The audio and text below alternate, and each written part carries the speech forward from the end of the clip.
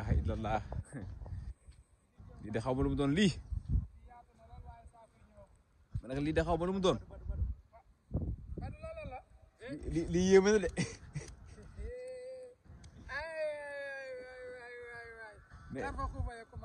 mais lii mais Modou Anta lii la ah tey la mercredi ab biteel a ngi nii ñu sol ci mbuus gu jaune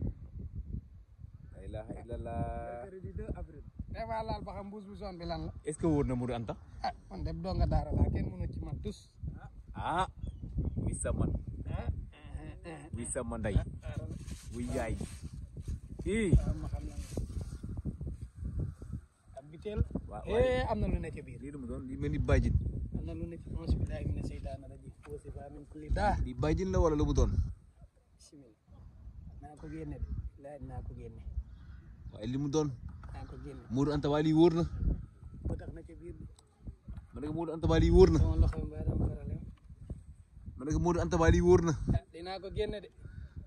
xaw ma mbër bu fi kii ay affaire mystique yi génne leen ko ci làmb ji moom saa mun leen a fexe ba mënu say ñàkk nag ma ne làmb bëre mais Modou Anta lii baa wóor na entraîné ba ne nder wow koŋ Modou Anta lii baa wóor na mooy jeexal làmb Sam teel ma am teel ma dindi Samba lii wóor na naa ko dindi abal waaye lii moom lii aada ka indi wala la dëgër wala ku indi xaw ma ku ko ci mën di andi de waaye di nga xam ne mystique bu fi waaye suul bu nekk dinaa ko xool ba xam lan la la ilaha illallah weer bi bañ na nag de lii baa wóor na ma ne ko lii baa wóor na bu yow ma bàyyi ko mënuma koo dindi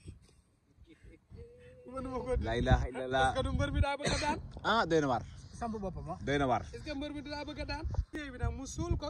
suul fi ab biteel def ci suuf ba pare def ci ab béjjën aw ko morso bu weex la ilaha illallah naa ko bàyyi wala fi ne nii tey wóorul mën nga koo dindi ñu ne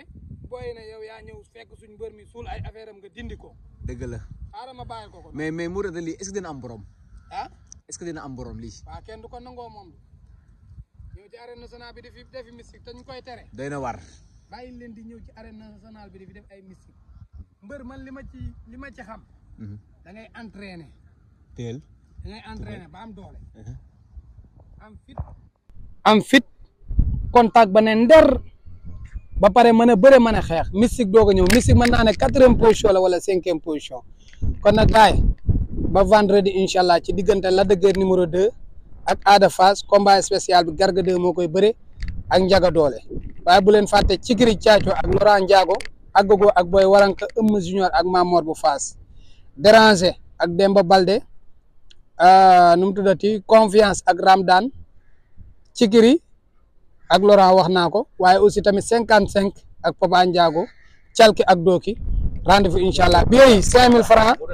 10 000 francs 25 000 francs 50 000 francs waaw c'est bon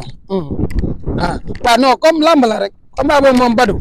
en tout cas daal ñu ngi ñaanal mbëri ñëw si jàmm xam nga ñu bëri ko si jàmm mu jeex si jàmm quoi franchement affaire gàllaaj yooyu moom ay deuxième la rek waaw mooy loolu waaw comme change mbër rek xam nga lamb moom mooy li may wax chaque jour mën ngaa ñëw bañ a nekk favori si entrée bi mën naa ñëw bañ a nekk favori aussi tamit mën ngaa nekk tukaar ba pare daan quoi waaw lamb loolu la quoi ah non si waxu mbër la rek waxu mbër des fois mu tombé des fois aussi tamit mu bañ ko def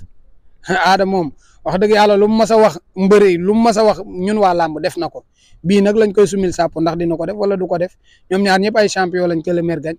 mais la dëgër boo xam ne nii Modou Lo réussir ci mën naa ko lim Tapha Tine mën naa ko lim est-ce que Ada Fass mën na ci réussir